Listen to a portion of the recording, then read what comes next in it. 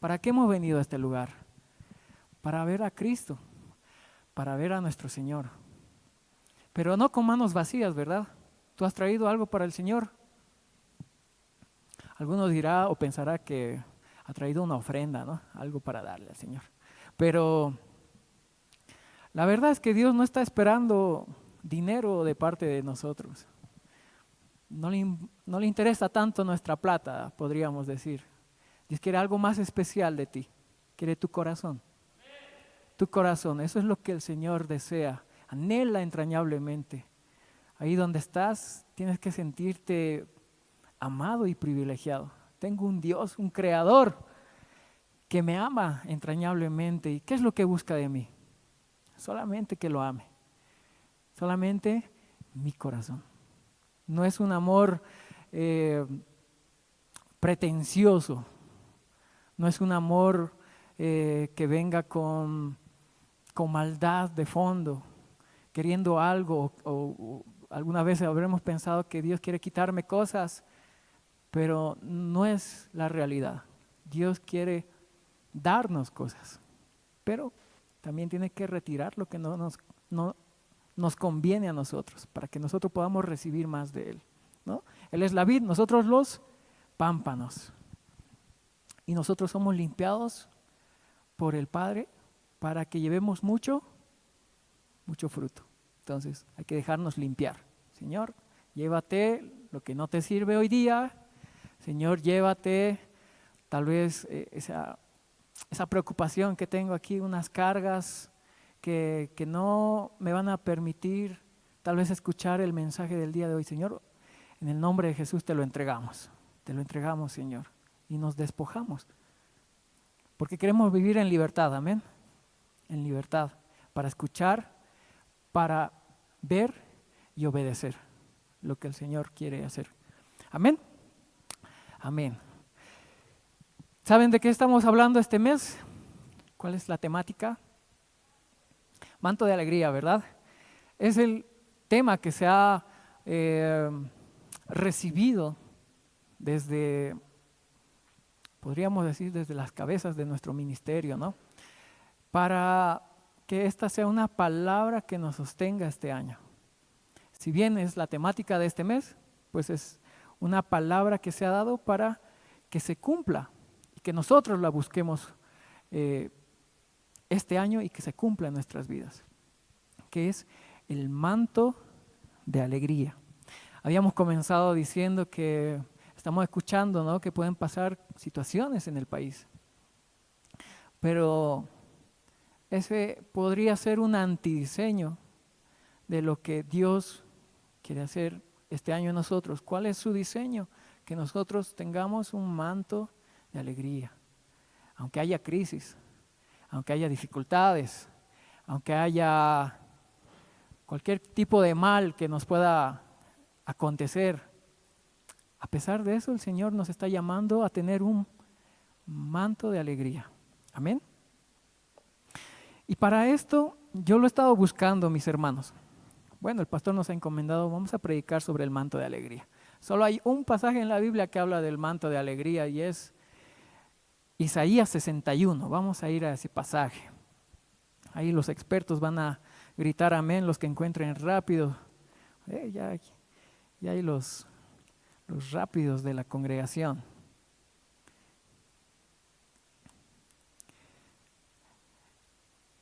Isaías 61.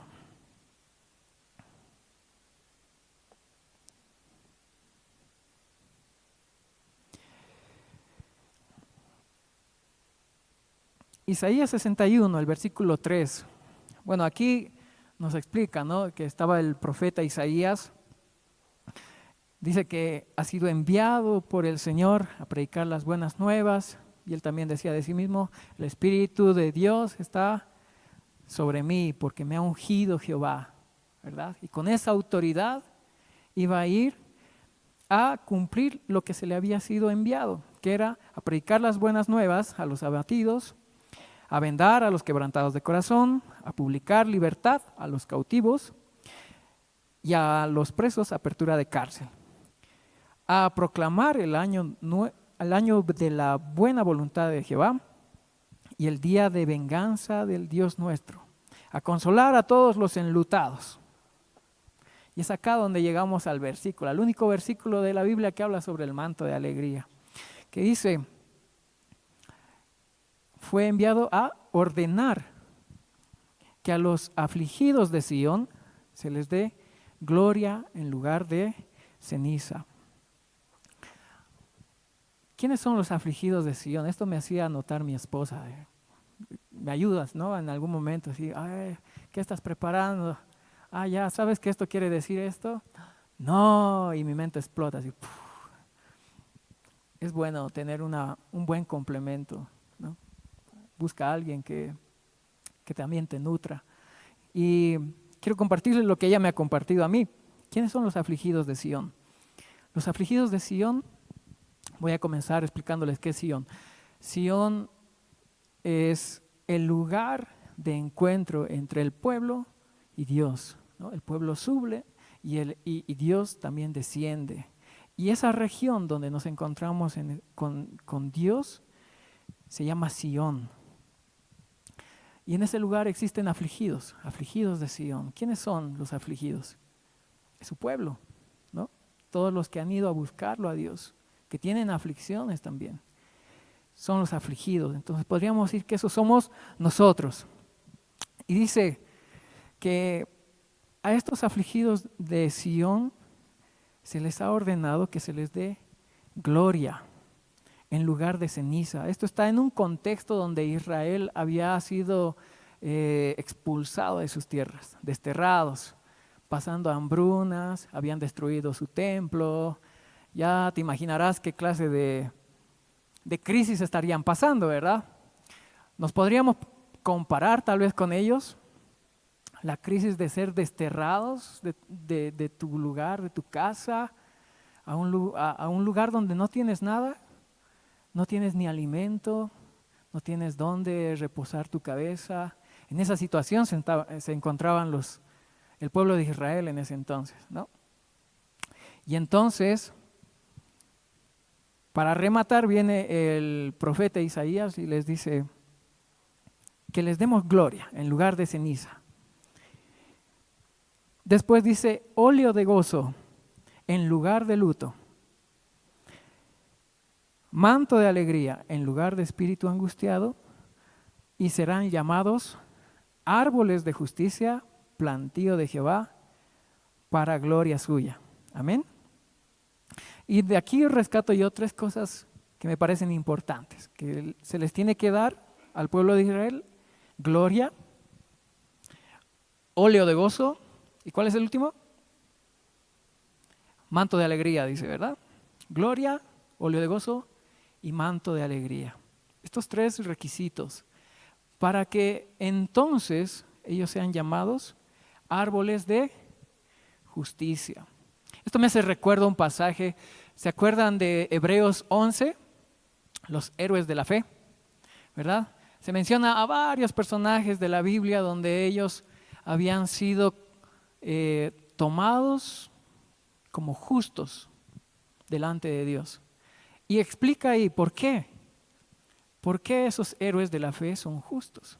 Abraham creyó a Dios y le fue contado por justicia, ¿verdad? Porque Abraham tuvo una fe inquebrantable, le creyó a Dios. Si tú has podido leer tal vez el contexto en el que vivía Abraham en la antigüedad, ¿verdad? No tenía Biblia, no tenía una iglesia como nosotros, no tenía algo que lo catapultara, lo preparara espiritualmente, ¿no? Con ciertas revelaciones como nosotros tenemos la Biblia. No había eso. Lo único que Abraham tenía era oídos y ojos, pero prestaba mucha atención a Dios, ¿verdad? No tenía Biblia para leer, pero sí podía él oír a Dios y podía verlo porque también se presentó Dios delante de él, ¿verdad? Y podemos ver en eso que también Abraham, cuando oía y veía a Dios, no se quedaba en la nada, sino que él accionaba, Si Dios le decía, ve, él iba, ¿no? Sal de Ur de los Caldeos y sal de tu parentela a la tierra prometida que yo te mostraré y haré pacto contigo, ¿verdad? Dios hace pacto con Abraham. ¿Y qué hace Abraham? No dice, ay, me habré soñado, ¿no? No dice, que tal vez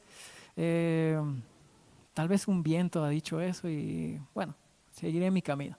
No, Abraham creía lo que Dios le decía. Y no solamente le creía, accionaba, tenía una coherencia con lo que era su fe. Abraham tenía fe en Dios, creía a Dios, pero era coherente, obedecía, hacía lo que Dios le pedía. Y podemos contrastar, hacer comparaciones tal vez, ¿no? En este día podemos decir que la gran mayoría en las congregaciones podemos oír a Dios, pero la gran minoría es la que obedece. La gran minoría, la que obedece realmente a Dios. Pero esa minoría vive en coherencia. La incoherencia nos lleva a grandes desafíos, pero para mal, mis hermanos. En nuestros hogares, la incoherencia de nuestra fe puede destruirnos, puede destruir una familia. Les pongo un ejemplo. ¿Qué pasa, por así decir, ¿no? Un líder de una congregación se presenta y predica al pueblo y da palabra de vida, consejos, y es un referente ejemplar en la congregación, pero tiene una vida de incoherencia en su casa donde él, vamos a hacer uso de la imaginación, digamos que golpea a su esposa, digamos, ¿no? Algo que la Biblia está totalmente en contra de la violencia, ¿verdad? Es una fe incoherente. Ese es un caso extremo, pero vamos de lo extremo a lo real y sencillo, que en la iglesia tal vez hay apariencias de ser hijos de Dios, que buscamos a Dios, que oramos y que levantamos nuestras manos y que nuestra fe está puesta en Él y qué buena conducta tiene el hermano, ¿verdad? Es ejemplar, yo quiero ser como él, pero en la vida secreta este hermano, o sea, no tiene la misma vida en su casa. No tiene la misma vida. Eso lo copian ¿quiénes? Los hijos, los familiares, aquellos que tal vez no conocen a Dios, pero te observan y dicen, es incoherente esta fe es falsa, ¿verdad? Pero Abraham no era de esos. Abraham tenía una fe real. ¿Por qué? Porque obedecía a Dios. Y nosotros tenemos que anhelar ser de esos, obedientes, oídos atentos, ojos atentos, prestos para ver lo que Dios está haciendo y prestos para escuchar lo que Dios está diciendo. Pero no solamente para que llegue a nuestros oídos o a nuestros ojos, sino para que eso se vuelva en una acción. Si Dios te revela algo, no es para que te quedes en el asiento, ¿verdad? Porque ahí estás abortando lo que Dios te ha querido entregar. Lo estás sacando de ti, te has despojado del mensaje. Si Dios te revela, te dice algo, es para que tú acciones y digas, Señor, heme aquí, envíame a mí, yo lo haré. Como lo hacían los héroes de la fe, ¿no? Me he ido por un camino que me va a llevar a otro lado, pero vamos a regresar. En el Antiguo Testamento habían así los héroes de la fe que obedecían al Señor, pero eran contados por justos porque le creían, ¿no? Y en nuestro primer elemento que habíamos dicho que era gloria, eso es lo que en el Antiguo Testamento buscaban, una revelación. La gloria es revelación del poder de Dios sobre la tierra, sobre la creación, pero también es una revelación de nuestra condición delante de Dios. ¿Nuestra condición cuál es? Que nosotros somos hijos de Dios, ¿ok?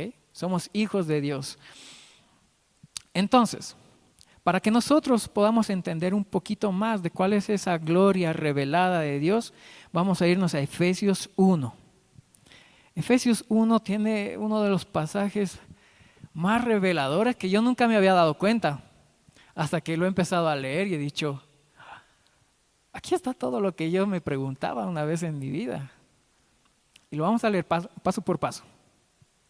Los que encuentren, por favor, digan amén.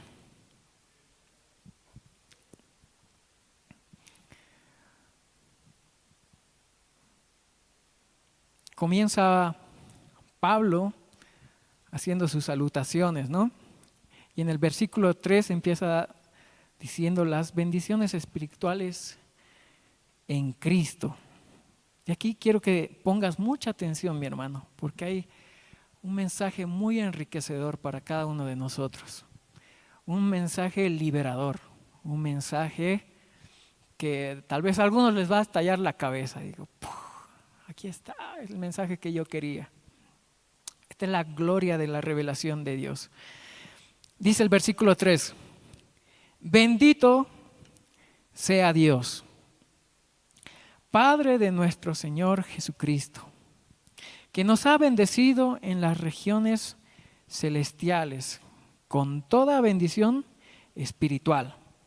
Aquí dice que Dios nos ha bendecido con toda bendición espiritual en los celestiales. ¿Sabe dónde son los celestiales? ¿Puede alguno de ustedes tal vez responderme dónde se encuentra esa región? Los celestiales. ¿Se acuerdan en la casa de Mayasa? Alguna vez hemos hecho el estudio y hemos dibujado el primer, el segundo y el tercer cielo, ¿verdad? El tercer cielo donde Dios habita, esa región se llama los celestiales. ¿Ok? Eso tiene que grabarse, hermano. El tercer cielo es los celestiales. El segundo cielo, que habla Génesis, ¿no? Que es la expansión, cuando Dios dice, sepárense las aguas de las aguas. Y dice que separó las aguas que eran del tercer cielo con las aguas que eran del primer cielo y en medio de ellos puso la expansión.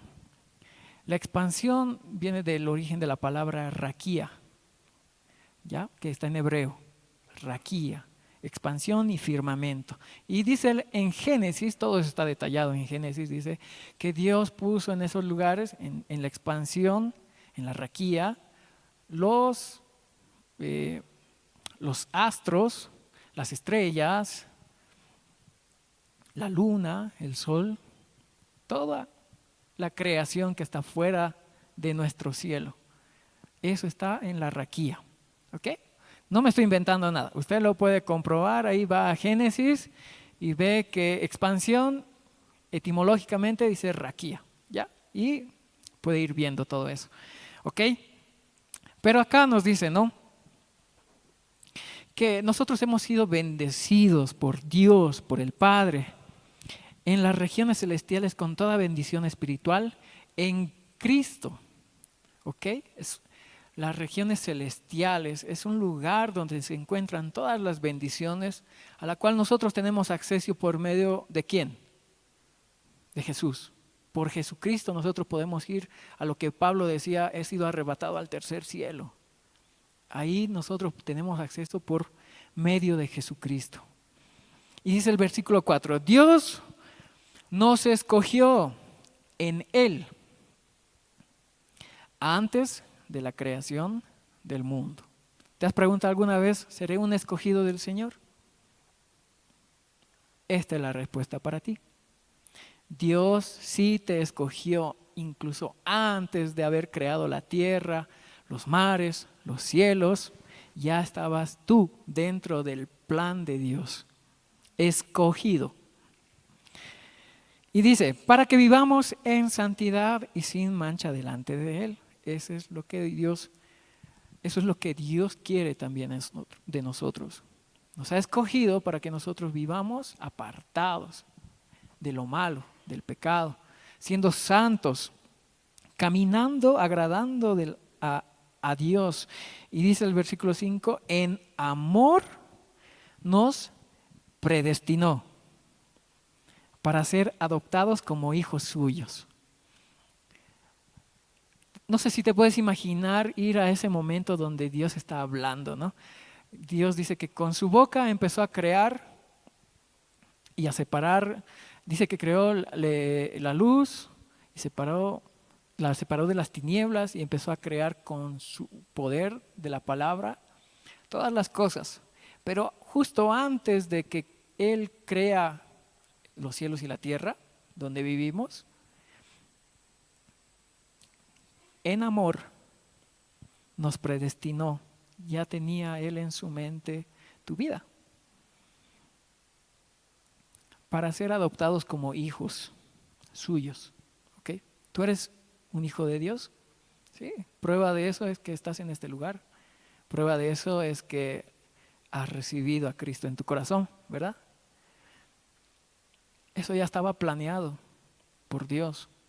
Él sabía desde el principio del origen quién eras tú, cuál iba a ser tu caminar, las pruebas que ibas a pasar, desde pequeño hasta el fin de tus días en la tierra. Él lo sabe y dice que está todo eso predestinado, planificado. Seguimos leyendo, dice, como hijos suyos por medio de Jesucristo, según el buen propósito de su voluntad, para alabanza de su gloriosa gracia que nos concedió en su amado, ese es Jesucristo. En Él tenemos redención mediante su sangre, el perdón de nuestros pecados, conforme las riquezas de su gracia, la cual Dios nos dio en abundancia con toda sabiduría y entendimiento. Esto también es un don de Dios, que a ti te ha dotado de toda sabiduría y entendimiento. Dice, Él nos hizo conocer el misterio de su voluntad. Y aquí yo me detengo. ¿Cuál es el misterio de su voluntad? A ver, ¿alguna vez te has preguntado, ¿para qué? ¿Cuál es el fondo? ¿Qué quiere Dios conmigo? ¿Qué quiere Dios con todo lo que está haciendo, no? ¿Cuál es el fin? Y mi hermano, yo llegué a este versículo y me tuve que parar y dije, no, aquí me va a decir el Señor, ¿cuál es el misterio de su voluntad? ¿No? Seguimos leyendo, dice, conforme al buen propósito que de antemano estableció en Cristo. Antemano quiere decir antes de la creación del mundo. Lo estableció en Cristo para llevarlo a cabo cuando se cumpliera el tiempo. Esto es, y aquí está la revelación de ese misterio, reunir en Él todas las cosas, tanto las del cielo como las de la tierra. Esa es la voluntad de nuestro Dios. Si tú te preguntas, ¿para qué Dios ha creado al hombre? ¿Para qué Dios ha creado la creación? Toda la expansión, los cielos, la tierra y todo lo que todo lo que existe nos resume en este lugar. Es por esta voluntad de reunir todas las cosas, tanto las del cielo como las de la tierra. ¿En quién? En Jesús. Es decir, que Dios quiere darle la autoridad, toda la autoridad a Jesucristo de lo que hay en el cielo y debajo del cielo, en la tierra, ¿verdad? Esa es la voluntad del Padre. Para eso es todo este plan. Y lo que sigue es bien bonito, en el 11. Dice, en Él, en Cristo quiere decir, ¿no? En Él, asimismo, tuvimos, ¿qué cosa? Herencia. Desde antes ya tuvimos herencia. ¿Ok? Quiere decir que ya hay algo apartado de parte de Dios para tu vida. ¿Ok? Eso está diciendo aquí en la Biblia. Ahora, ¿lo crees?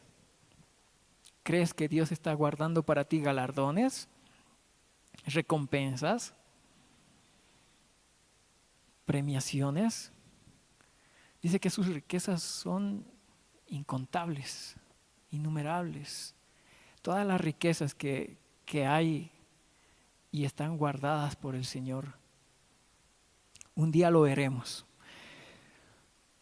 Seguimos, dice, habiendo sido predestinados conforme al propósito del que hace todas las cosas según el designio de su voluntad, a fin de que seamos para alabanza de su gloria, Nosotros, los que primeramente esperamos en Cristo, quiere decir los judíos, en Él también vosotros, nosotros, ¿no? Los gentiles.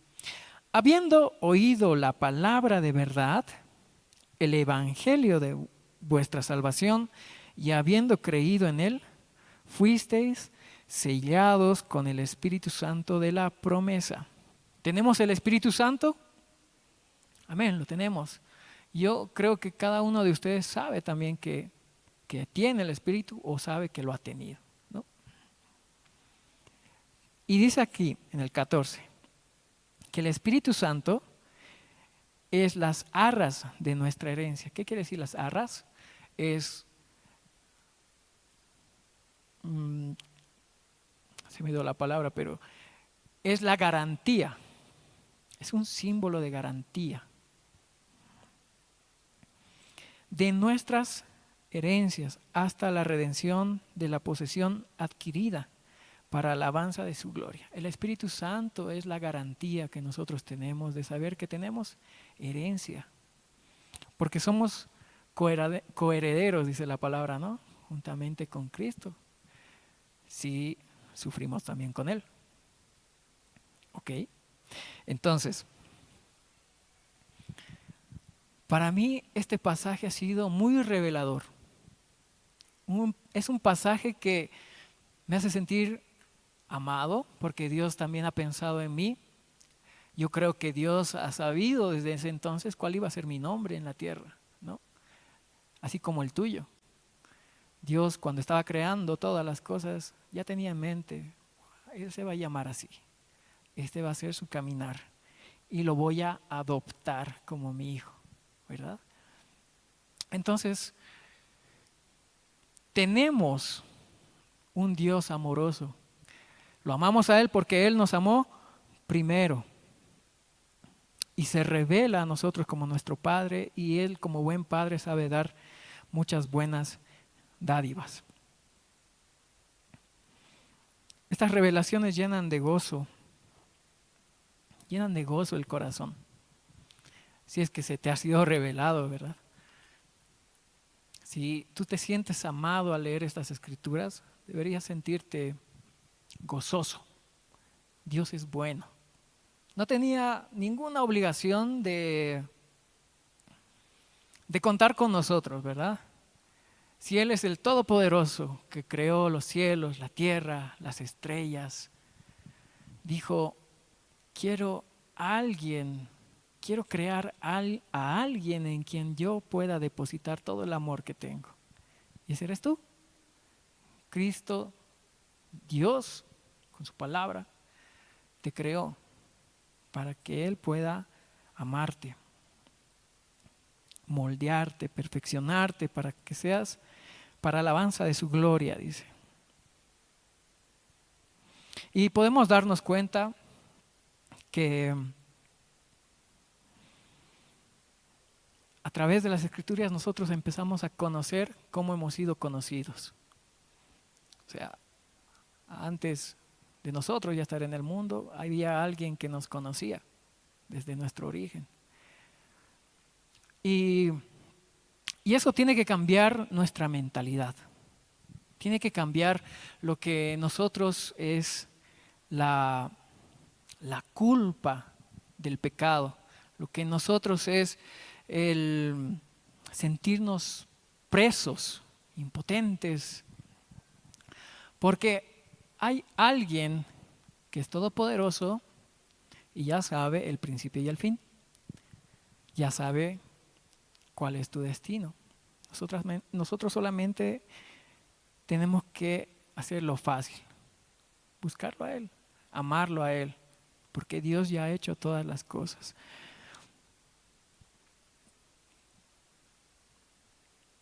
Hay más riquezas en el Señor. Y eso tú lo puedes comprobar viendo cómo se mueve el mundo. No sé si ustedes han escuchado, hay muchos músicos que se están volviendo cristianos, ¿verdad? O que eran cristianos y ahora están regresando al camino del cual ya no estaban, ¿no ve? ¿Quiénes pueden ser? Yo me acuerdo Daddy Yankee, ¿no ve? Que es casi de los más conocidos y los últimos.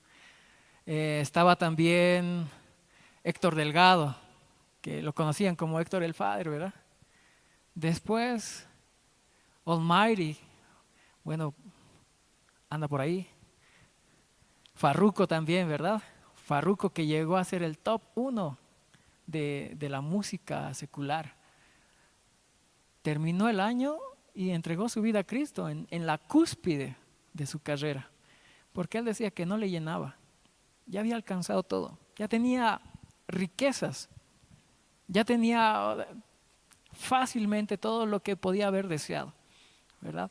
Pero no encontraba valor en esas riquezas. Por eso volvió al mundo y por eso volvieron muchos. Volvieron, perdón, al camino de la salvación que es en Cristo Jesús. Entonces, si tú eres sabio para ver esos ejemplos, sabrás que no tienes que perder tu tiempo buscando las riquezas del mundo y enfrascarte solamente en eso. Porque sí hay que trabajar, hay que mantener el cuerpo, el ministerio y todo lo que el Señor nos ha entregado. Dice la palabra que nosotros tenemos que multiplicarlo, ¿verdad? Pero no tiene que ser el objetivo de nuestra vida, el buscar las riquezas, y riquezas sin sentido. Ser rico porque sí. Eso no es un diseño de Dios, ¿verdad? No estoy diciendo que el dinero es malo, sino que en tu corazón haya ese amor al dinero de querer recaudar o, no sé, al tomar mucho dinero sin un propósito. Eso es vano. Si Dios no te ha dicho ahorra para comprar un terreno, una iglesia, podríamos decir, y tú solamente acumulas riquezas porque sí, es vano, no tiene propósito. Y puede que tu corazón esté con tendencia a amar eso, que no quieres ni gastarlo, ¿no? Entonces, voy a esto, que hay mayores riquezas en el Señor que en el mundo. Vamos a pasar al siguiente. Ya hemos dicho que había 3 elementos. El primero era la gloria. Y el segundo es que se nos debe entregar el óleo de gozo. Amén. ¿Qué es el óleo en la Biblia? En la Biblia el óleo representa el aceite, ¿verdad? ¿Y el aceite para qué se usa? Para ungir. Lo vemos en varios versículos que muestra cómo ungían casas, personas. El templo fue ungido con aceite. Pero esto está destinado a los hijos, no es hacer una unción para estructuras, sino para el hijo. Y podemos ver entonces que es un aceite que se usa para consagración, para consagrar el óleo de gozo, ¿no? Vamos a ir al pasaje de 1 Samuel 16:13. Los dormidos digan amén. Estamos bien, ¿no? Atentos. Bien, me han puesto contento, iglesia. 1 Samuel 16:13. Aquí vamos a ver un ejemplo del profeta Samuel cuando va y unge al rey David, cuando todavía no era rey, pero sí recibió la unción. ¿Se acuerdan cuando Samuel se presentó al papá de David? ¿Cómo se llamaba? Isaí, ¿verdad? Y le preguntó, ¿dónde están tus hijos? Y le mostró a todos sus hijos y le dijo, Samuel, ¿no tienes otro? Porque no está aquí al que tengo que ungir. Entonces, manda a Isaí a llamar a su hijo David, ¿no? Era, creo, el hijo que Isaí había tenido con una criada. Y fue llamado David. Fue puesto delante del profeta Samuel. Y aquí está el momento donde Samuel lo unge. Dice, y Samuel tomó el cuerno de aceite y lo ungió en medio de sus hermanos. Quiere decir, delante de todos sus hermanos, a David lo ungió con ese cuerno de aceite, ¿verdad? Y desde aquel día, en adelante el Espíritu de Jehová vino sobre David. Amén. Es un lindo ejemplo de cómo funciona la consagración cuando se pone aceite para consagrar a una persona. Dice que tiene ahora, de ahora en adelante, un acceso más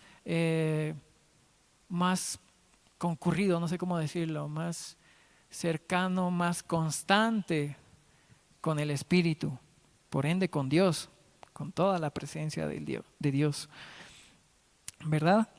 Entonces, al profeta Isaías le dijeron que él tiene que entregar óleo, o se les dé a los hijos, a los afligidos de Sion, óleo de gozo, un aceite de consagración. ¿Ok? Ay, Señor, yo pido que a todos, Señor, nos puedas dar de ese aceite para estar inquiriendo en tu presencia día y noche y podamos disfrutar de las grandes y maravillosas bendiciones que tenemos al estar cerca de ti. También hay que explicar qué es el gozo. ¿Qué es el gozo? En Gálatas nos habla, ¿no?, que el gozo es es uno de los frutos del Espíritu. En realidad es un fruto que se manifiesta: amor, gozo, paz, paciencia, benignidad, bondad, fe, templanza. Son varios, ¿verdad? Uno de esos es el gozo, que es la manifestación, un fruto espiritual. ¿Y qué es un fruto? Es el resultado de algo, ¿verdad? Un fruto es un resultado. ¿La consecuencia de qué? Podríamos decir que el gozo es el resultado de estar conectados a Dios. Amén. No hay otra forma. Lo vamos a leer más adelante. No es un resultado de cuánto sabes de Dios. El gozo no se forma por el conocimiento que tengas de Dios. No se forma el gozo por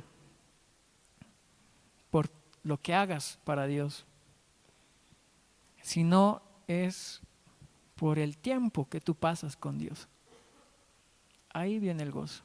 Porque la presencia, esto lo habíamos predicado igual antes con los hermanos, nada reemplaza la presencia, ni la palabra.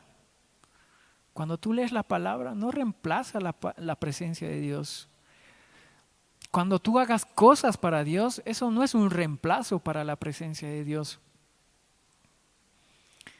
La presencia de Dios se la busca en la intimidad, pasando tiempo con Él, conversando, meditando. Señor, ¿está bien mi vida? Señor, ¿de qué tengo que pedir perdón? Señor, no te he orado, no te he buscado profundamente, solamente hago oraciones repetitivas de agradecimiento. Gracias, Señor, por este día. Gracias, Señor, por el almuerzo. Gracias, Señor, por despertarme. Gracias, Señor, por cuidarme al dormir. Pero no he buscado genuinamente tu presencia.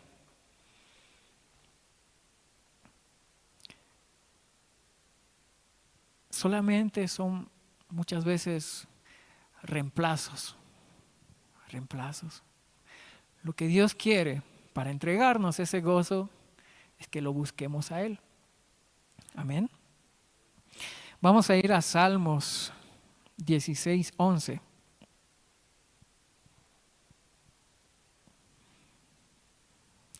Salmos 16:11. Nos habla el dulce cantor de Israel. Y dice: me mostrarás la senda de la vida. En tu presencia hay plenitud de gozo. Delicias a tu diestra para siempre. Y podemos deducir que sí, el gozo es un fruto, pero este fruto está en un lugar. ¿Dónde está? Ahí está ese fruto, en la presencia.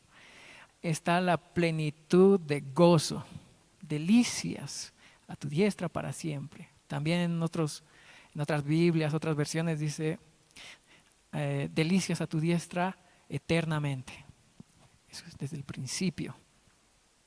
Entonces, te das cuenta que la plenitud de gozo no la puedes encontrar en el mundo. ¿Tú quieres un manto de alegría para este año? Que se cumpla la palabra que Dios ha dado para la congregación, es decir, este año vas a ser feliz y no importa las circunstancias, no importa la crisis, no importa la inflación, no importa que no haya dólares, no importa que no haya gasolina, no importa que haya menos alimentos, tú vas a ser gozoso. Un año de gozo nos espera, hermanos.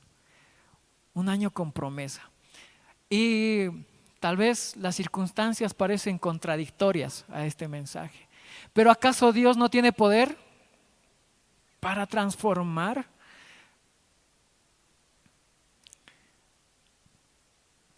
Dios restaura. Y Dios hace milagros en medio de las aflicciones y tribulaciones. Podemos verlo en ejemplos de la Biblia. Por ejemplo, Job. ¿Se acuerdan de Job? La trágica historia de Job, ¿verdad? Como era un hombre justo, hacía ofrendas a Dios, incluso no solamente por él, sino por sus hijos. Y si por si acaso sus hijos también habían pecado, todos los días, ¿no? Ofrendaré esto por si acaso, no sé si habrán emborrachado, algo habrá pasado en su casa. Ya, puf, pum, pum. Y ofrendas de holocaustos a Dios para la expiación de los pecados de Job y de sus hijos. Era un hombre justo, ¿verdad? Todos los días, en comunión, buscando a Dios su perdón. Pero, ¿qué le pasó?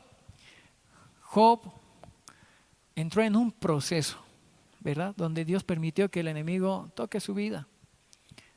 Dice que perdió su familia, perdió sus recursos, ¿no? Toda su ganado, todas sus pertenencias, se derrumbó, se murieron sus animales. Y no solamente quedó sin nada, sino que también fue herido con una enfermedad, ¿verdad? Casi hasta la muerte. Entonces, ¿te puedes imaginar el tipo de crisis que tenía Job? Muy duro, perderlo todo, perder tu familia, estar totalmente solo en la tierra. Pero no solamente eso, sino que también tienes una enfermedad que te está matando. Una depresión profunda, yo pienso que ha debido ser la que ha atacado a Job en ese entonces. Pero no fue hasta el momento donde Job estaba en lo más bajo, en la crisis más profunda, donde clamaba a Dios, reclamándole, ¿verdad? Le reclamaba: ¿por qué tú has dejado si yo he sido un hijo fiel, he hecho holocaustos, tú dices que eres justo, porque a mí me pasan estas injusticias? Y empiezan a tener un diálogo. No sé si han leído Job, pero te explota la cabeza y no entiendes. ¿Qué dice el Señor? ¿Cómo ha contenido los mares en sus 4 esquinas? ¿Y cuáles son las esquinas de los mares? ¿Cuáles son las esquinas del mundo? ¿Verdad? Hay cosas que son misterios, pero es una conversación profunda, un tiempo de intimidad que Job llegó a tener con Dios. Y en este tiempo de intimidad, yo creo que Job alcanzó ¿qué? Ese fruto que es de la restauración, y en esa restauración el fruto de gozo, porque a él le fueron restauradas todas las cosas, ¿verdad? Y multiplicado. Si antes tenía 100 ovejas, después tenía 200. Si había perdido a sus 10 hijos, ahora tenía 20 hijos. ¿Te das cuenta? El cambio vino cuando Job tuvo un tiempo de intimidad con Dios. Y yo muchas veces, hermanos, también he pecado de soberbio, podríamos decir. Cuando la palabra de Dios nos dice que lo busquemos a Él y Él nos entregará todas las cosas, ¿verdad? En el nombre de Jesucristo. Les pongo mi ejemplo. Yo muchas veces he estado trabajando duramente, ¿no? Para conseguir recursos. Y a veces alcanzaba, a veces no alcanzaba, a veces había mucho, a veces preocupaba porque no había lo suficiente, pero seguía mis fuerzas. Y llegó un día donde me cansé y dije, Señor, si yo te sirvo así en los zapatos de Job me he puesto, renegando, yo te sirvo, yo hago lo que tú me pides en la congregación, estoy ahí semana tras semana sacando las canciones, yendo a predicar cuando me piden, yendo a las reuniones con el pastor, las reuniones con otros líderes que hay en otras congregaciones y nos tenemos que reunir, entregándole la agenda a Dios, ¿verdad? Diciendo, y renunciando a un trabajo fijo, diciendo, bueno, un trabajo fijo no me va a permitir servir a Dios con más tiempo. Entonces la decisión fue esa, buscar un emprendimiento y demás. Pero que no surja, te prueba, ¿no? En cierto momento, te llega a probar, tú reclamas a Dios. Pero me acordé de este pasaje que decía, pero ¿por qué no pides a Dios si Él es el dueño de todas las cosas?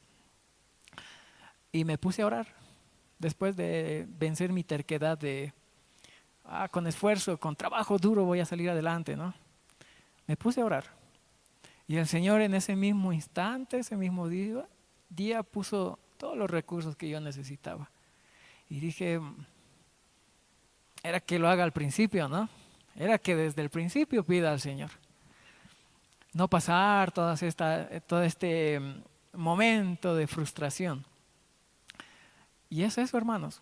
Yo te pido a ti que te examines si también haces estas peticiones a Dios. Él es el dueño de todas las cosas.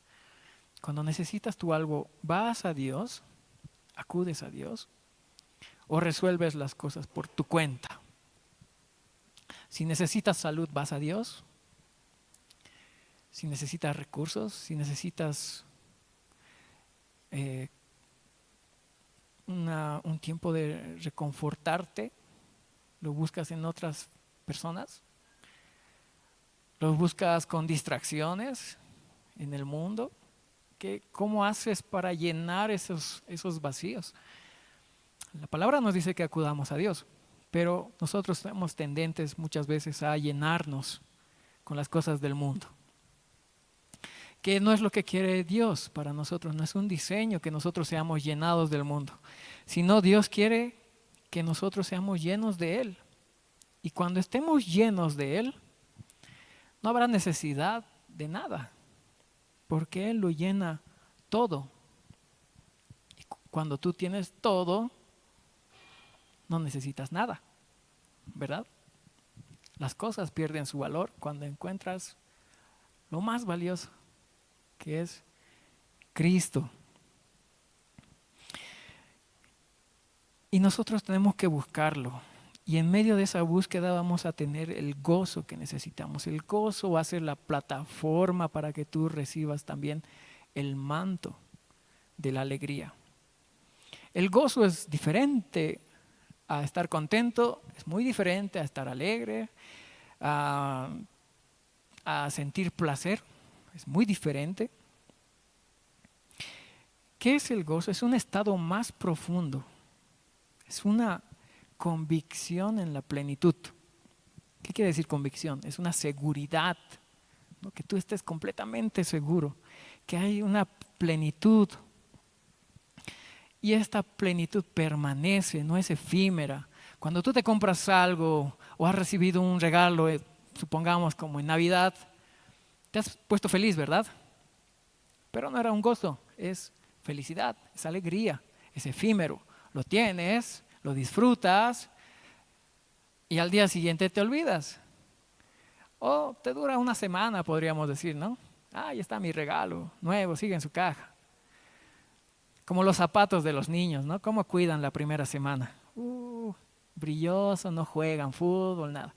La siguiente semana ya se han hecho vencer, ¿no? Ya están pateando hasta piedras, rompiendo el zapato. Ya no vale lo que valía al principio. Eso es felicidad. Pero el gozo es algo que permanece, que se mantiene. Es algo más profundo que felicidad. Y lo encontramos en la presencia de nuestro Dios. Yo igual siempre lo transmitía con nuestros hermanos. eh, una forma de cómo sentirse gozoso que yo haya identificado es que hay que hacer la voluntad del Padre. Cuando tú estás haciendo la voluntad de Dios, estás cumpliendo tu propósito en la tierra, ¿verdad? Para lo que has sido creado, si tú estás cumpliendo esa asignación y estás en el lugar correcto, en el momento correcto, haciendo lo correcto, estás cumpliendo tu propósito. ¿Y qué más puede darte gozo que eso? Saber que estás haciendo lo que se te ha sido asignado, cumpliendo tu propósito aquí en la tierra, cumpliendo la voluntad de Dios aquí en la tierra. Eso te da gozo. Yo me siento tal vez gozoso de alguna forma de estar aquí el día de hoy, ¿no? Porque sé que estoy en el lugar que Dios me ha puesto. Y en todo lo que el Señor me ha ido mostrando, tratando de estar en eso. Y eso me da un respaldo, un gozo. No es una felicidad, sino es saber que tengo la paz de Jesucristo en mi corazón. Puede haber problemas, puede haber circunstancias, puede haber dificultades, puede haber mucho caos alrededor nuestro, pero el gozo que tenemos y encontramos en Dios también viene con paz. No puede haber gozo sin paz, ¿verdad? No puedes sentirte gozoso si por dentro no hay una tranquilidad, no hay una seguridad. ¿Y quién te da esa seguridad? Es Cristo. Mi paz os dejo, mi paz os doy. No como el mundo la da, ¿verdad? Es una paz que permanece, es una paz diferente. ¿Y cómo alcanzas esa paz? ¿Alguien sabe? Cumpliendo la voluntad del Señor, con gozo, con felicidad, con alegría, con amor, con diligencia. Entonces tú dices, si estoy haciendo lo que el Señor me ha encargado hacer, no tengo nada más que esperar su venida, ¿verdad? Dice la palabra que no nos hagamos tesoros aquí en la tierra, sino que busquemos lo eterno en el cielo. No busques busca el reino de Dios y su justicia y lo demás vendrá por añadidura. Eso es tener las cosas en un diferente orden. Buscar primero a Dios y después todas las cosas sean añadidas. No que busquemos primero el mundo y al final a Dios. Ese no es el orden. Sino que con Dios todas las cosas que tú necesites se te será añadido. Porque lo que acumulemos en la tierra un día perecerá, tiene su fecha de expiración, ¿no? Habrá cielo nuevo, tierra nueva. Todo lo que conocemos será eliminado. Solo quedaremos nosotros con Cristo, ¿no? En un cielo nuevo y en una tierra nueva. Así que tenemos que hacer metanoia, un cambio de mentalidad. ¿Qué estoy buscando? Saciarme, saciar mis deseos de la carne en el mundo, con las cosas del mundo. ¿Qué sacia mis deseos? ¿Es más dinero? Mis deseos carnales pueden ser tiempos de ocio. ¿Eso estoy buscando aquí en la tierra? Estar entre mucha gente, eso es el deseo carnal que quiero saciar. Antes que eso, la palabra dice que nosotros busquemos el reino de Dios, que eso es hacer su voluntad y renunciar a nuestros deseos, nuestras concupiscencias y colocarnos en el lugar correcto, que es en la presencia de Dios y conectarnos a la fuente correcta. ¿Dónde está tu seguridad? ¿En tu dinero en el banco o en Dios? ¿Qué pasa si desaparece tu dinero del banco este año? Me muero. No me muero. Gloria a Dios. Jehová Dios. Jehová dio y Jehová quitó. Alabado sea Él Señor, que nada te arraigue, mi hermano. Sé libre, libre en Cristo. Es decir, todas tus seguridades tienen que estar en Jesucristo. No tiene que estar tu seguridad en tu esposo o en tu esposa. No tiene que estar en tu dinero. No tienes que buscar tu seguridad en tu salud. Ni siquiera en tus títulos, en tu educación. Sino tu seguridad tiene que estar puesta en Dios. El único que permanece para siempre. Porque todo lo demás será quitado, será eliminado. Amén. Entonces, por eso este año va a ser un año de gozo.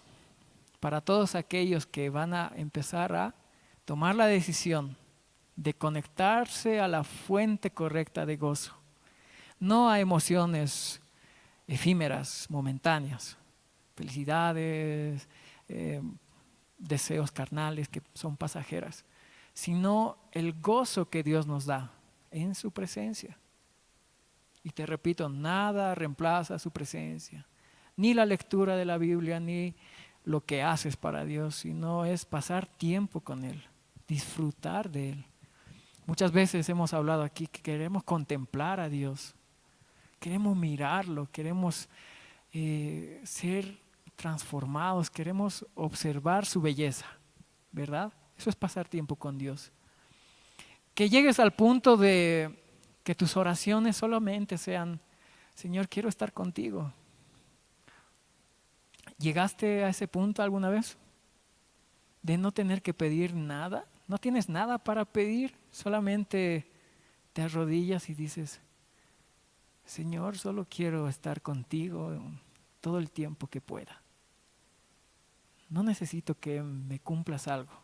No tengo deseos en este momento para pedirte, sino quiero estar contigo, ¿verdad? Ese es un tiempo de intimidad profundo, pero maravilloso, transformador, donde tú dices, qué hermoso es el Señor.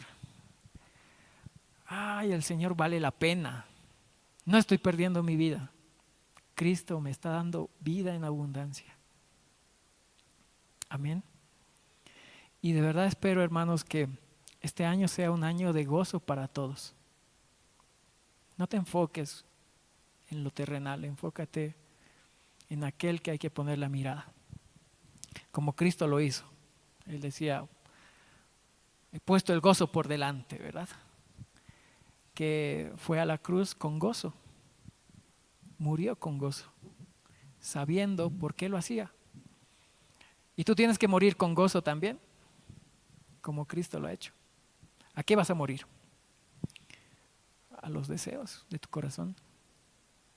Si amas más a algo que a Dios, Dios te pide como Abraham, dame a tu hijo, dámelo, ¿no? Y a veces venimos aquí a la iglesia a decirle, Señor, he traído mi diezmo, esto es para ti, no he venido con mis manos vacías, pero Dios te dice, no quiero tu plata, quiero que me entregues eso que no quieres dar, eso que es valioso para ti en tu corazón, eso quiero, eso dámelo. Esa sí es una verdadera ofrenda a Dios, un verdadero sacrificio para Dios. Darle lo que Él quiere recibir, no lo que yo le quiero dar. Entonces, pregúntate siempre que vengas a este lugar, Señor, ¿qué tengo que entregarte? A muchos les pedirá el primer lugar de su corazón. ¿Qué es lo que ocupa el primer lugar en tu corazón? Imagino que para los padres muchas veces un hijo es alguien que también puede ocupar el primer lugar. No, mi hijo es lo primero, antes que todas las cosas, ¿verdad? Pero no es un orden de diseño de Dios, sino Él tiene que ocupar lo primero en todo, para que nosotros tengamos una vida saludable, sin tropiezos. Así que este año, hermano, va a ser un tiempo de muerte y gozo. Amén. Pero dilo alegre, pues. Va a haber gozo, hermanos. Y yo quisiera este año ir escuchando cómo Dios va a ir haciendo su obra, cómo va a ir haciendo milagros, porque muchos han recibido milagros y no duden que Dios lo puede volver a hacer. Siempre puede, Dios no se acorta en su mano, siempre puede volver a hacer el mismo milagro y lo puede hacer de otras formas. Así que no pierdas la fe, más bien ten tus ojos puestos en Jesús y ten el gozo por delante. Ve a la cruz, entrega lo que hay que entregar y deleítate en la presencia de Dios. Amén. Que Dios te bendiga, iglesia. De verdad espero este año las bendiciones de Dios se desaten para cada uno de ustedes y reciban cada uno lo que tiene que recibir de las riquezas del Padre. Amén. Amén.